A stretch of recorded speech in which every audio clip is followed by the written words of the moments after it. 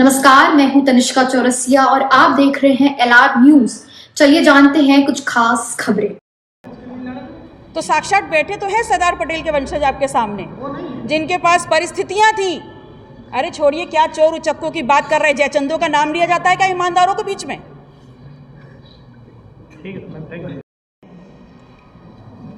ये हैं राज बहादुर पटेल जी और इनका पेशा है कि ये शिक्षक हैं, लोगों को पढ़ाते हैं। प्राविधिक शिक्षा विभाग में जिस घोटाले की चर्चा, जिस भ्रष्टाचार की चर्चा मैंने की है, वो भ्रष्टाचार जिस दिन से शुरू हुआ, राज बहादुर पटेल जी ने उस पे अपने ऑब्जेक्शंस लगाए, लगातार बताते रहे कि ये नियम विरुद्ध है और एक बड़े पैमाने पर इसमें वित्तीय अनियमितताएं हैं। जब इनकी बात को नहीं सुना गया तो इन्होंने अपना रेजिग्नेशन रख दिया और हट गए उस जगह से।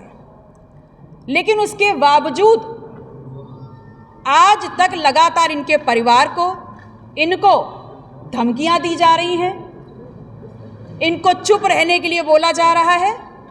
और हद तो तब हो गई जब अभी 1 जनवरी 2025 को सेम डे इनको कारण बताओ नोटिस दी जाती है और विद इमीडिएट इफेक्ट इनका ट्रांसफर कर दिया जाता है।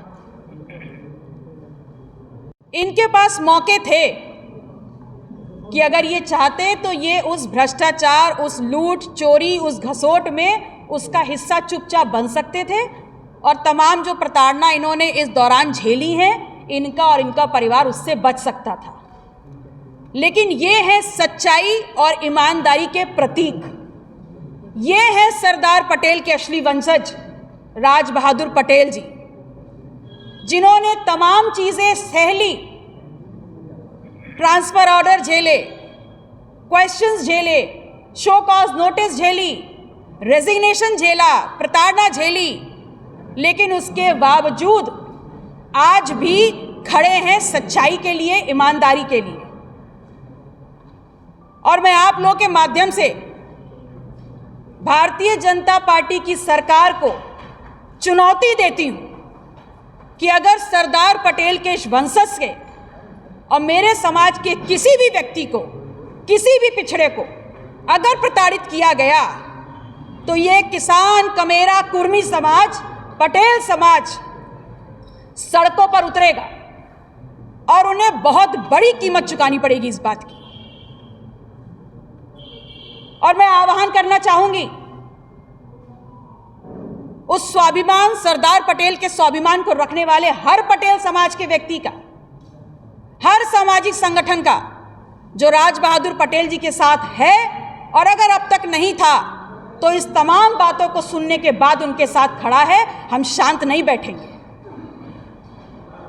से पास हुआ था, उसका उद्देश्य था कि गरीब किसान मजदूर को अच्छी तकनीकी शिक्षा देने के लिए विभाग में हाईली क्वालिफाइड टीचर रुके, इसलिए उनके स्केल को, उनके क्वालिफिकेशन को बढ़ाया गया था।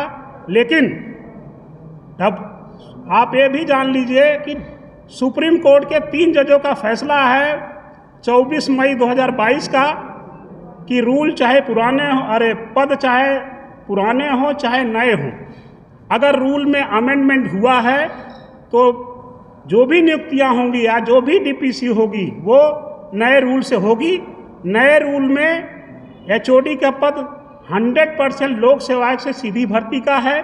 इसी आधार पर हमारे संगठन के कुछ लोग गए थे हाई कोर्ट में, जिससे उनको जो है पुरानी सेवानिवृत्ति डीपी से करने का कोर्ट ने आदेश दिया था।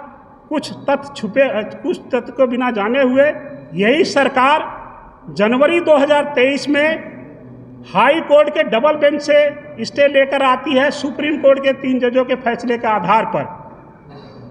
एम देवराज साहब से पहले प्रमुख सचिव डबल बेंच का स्टे लेकर आते हैं, लेकिन पता नहीं क्यों, किन परिस्थितियों में पुराने सेवानिवृत्त जिससे डीपीसी कर नहीं सकते थे, उन्होंने डीपीसी किया। वो डीपीसी पुराने सेवानिवृत्त 6600 में किया और रिजल्ट जो आ रहे हैं वो 9,000 पे बैंड का, जो एक बहुत बड़ी वित्तीय अनियमितता है।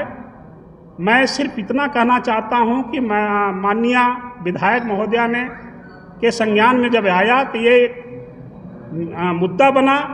अभी मेरे खिलाफ 1 जनवरी 2021 को शो कॉज नोटिस दिया गया और मेरा ट्रांसफ़र कानपुर में मैं निदेशालय में अटैच था। राजकीय पॉलिटेक्निक नरैनी और राजकीय पॉलिटेक्निक बांदा का प्रिंसिपल था। तत्काल प्रभाव से मेरा ट्रांसफ़र जो है कि रामपुर कर दिया गया। मेरी सिर्फ आप मतलब माननीय मुख्यमंत्री जी से, माननीय मंत्री जी से विनम्र अनुरोध है कि प्रावधिक शिक्षा विभाग में करीब 2 लाख जो छात्र हैं, गरीब किसान के बढ़ते हैं, उनके लिए क्वालिफाइड टीचर जो AICTE नॉर्म के अनुसार रखे जाते हैं, यह जो DPC नियम विरुद्ध हुई है इसको तत्काल प्रभाव से समाप्त करते हुए नियमानुसार सिलेक्शन कराएं और जो लोग भी इसमें दोषी हैं उनके खिलाफ कार्रवाई करें। राजबहादुर जी, जैसे आप ये कह रहे हैं कि मैंने माननीय मंत्री जी को बताया तो उन्होंने कहा मैं नहीं कर रहा हूँ, प्रमुख सचिव कर रहे हैं जी, तो आप इस चीज़ से संतुष्ट हैं, सहमत हैं? नहीं, प्रमुख सचिव साहब को DPC करनी ही नहीं चाहिए थी, लेकिन मंत्री जी को अगर गलत DPC है तो उसको जो है कि उसका अनुमोदन नहीं करना चाहिए था। नहीं, लेकिन गलती किसकी है? मंत्री जी की, प्रमुख सचिव में DPC के लिए अनुमोदन उन्होंने, देखिए सच तो यह है कि अगर DPC के लिए अनुमोदन जो दिया था वो 6300 में ही दिया था, 6600 में DPC हुई थी, 6600 में DPC का अनुमोदन दिया था। नहीं, इसीलिए मैं देखिए गलती किसकी है, मैं जैसे आपकी बात से थोड़ा कंफ्यूजन क्रिएट हो रहा है कि मंत्री जी की मंशा गलत थी या प्रमुख सचिव? नहीं, देखिए अगर अधिकारी लोग नियमानुसार DPC करते थे, DPC नहीं होती। तो सबसे पहला दोष तो अधिकारियों का है। जब डबल बेंच से स्टे लेकर आए हैं आप, DPC पर स्टे है, आप कर नहीं सकते तो आपने क्यों किया? अगर आपने कर दिया तो विभागीय मंत्री जी को इसका अनुमोदन नहीं करना चाहिए था। मतलब पहली जो जिम्मेदारी है, मतलब आयुष पटेल जी की कम है, उनकी ज़्यादा है। पहली जिम्मेदारी तो अधिकारियों की है, लेकिन विभागीय हो मंत्री नहीं सकती, DPC हो नहीं सकती थी। अगर DPC गलत हुई तो विभागीय मंत्री जी को इसका अनुमोदन नहीं करना चाहिए था। आपने DPC को ही अप्रूवल कैसे दे दी?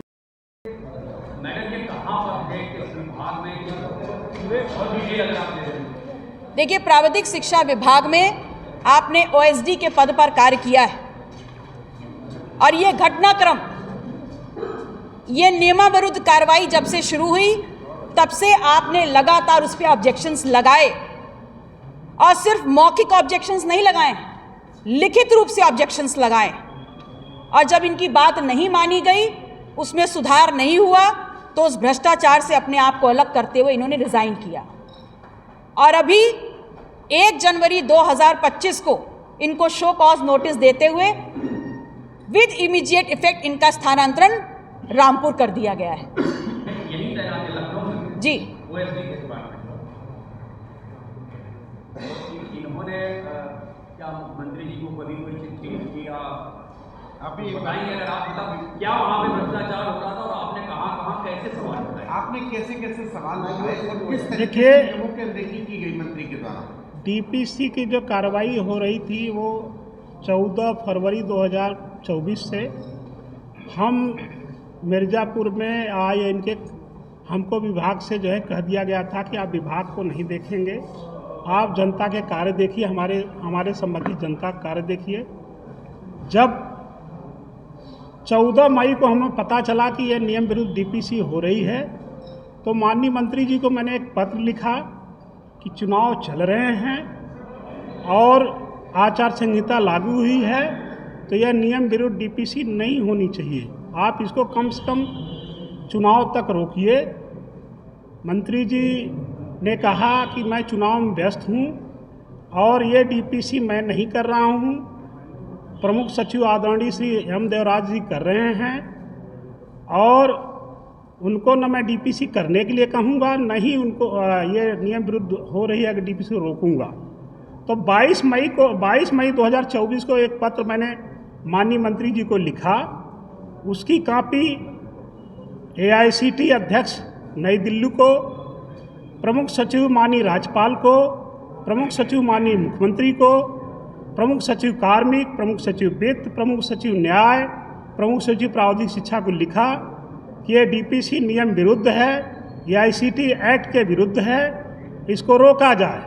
लेकिन हमारी बात नहीं मानी गई। तो मैंने मंत्री जी से कहा कि अब मैं आपके यहाँ कार्य नहीं कर सकता। 30 मई को मैं उनके साथ हटकर लखनऊ चला आया और 30 मई को ये डीपीसी हो गई।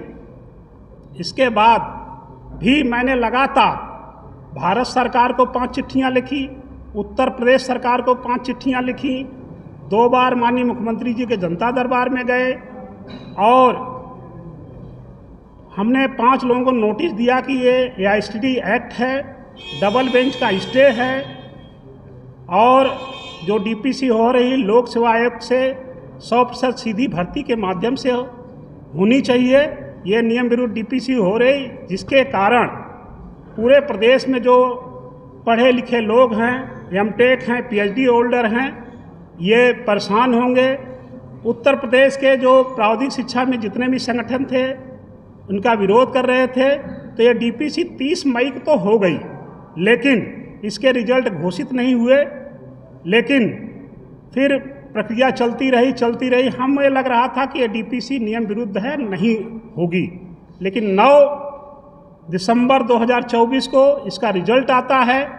डीपीसी 6600 ग्रेड पे में हुई थी और जब 9 दिसंबर 2024 को रिजल्ट आता है तो डीपीसी का हुई 6600 ग्रेड पे में और रिजल्ट आता है 9000 पे बैंड में। इसका मतलब जो आदमी 1 लाख रुपया पाता था वो सीधा 2.25 लाख रुपया पाने लगेगा। और जो आईएसटी का नॉर्म है एमटेक प्लस 15 साल या पीएचडी प्लस 12 साल, वो नॉर्म लोग पूरे नहीं कर रहे थे। इसमें निदेशालय के अधिकारियों ने, शासन के अधिकारियों ने नियमों को धता बताते हुए डीपीसी किया, जिसकी वजह से पूरे विभाग में पढ़े लिखों के बीच में फ्रस्ट्रेशन है। 2000 करीब एमटेक होल्डर और 1000 पीएचडी होल्डर सब परेशान हैं। सबका कहना है कि इस विभाग में कोई नियम कानून नहीं है। आप ये जान लीजिए कि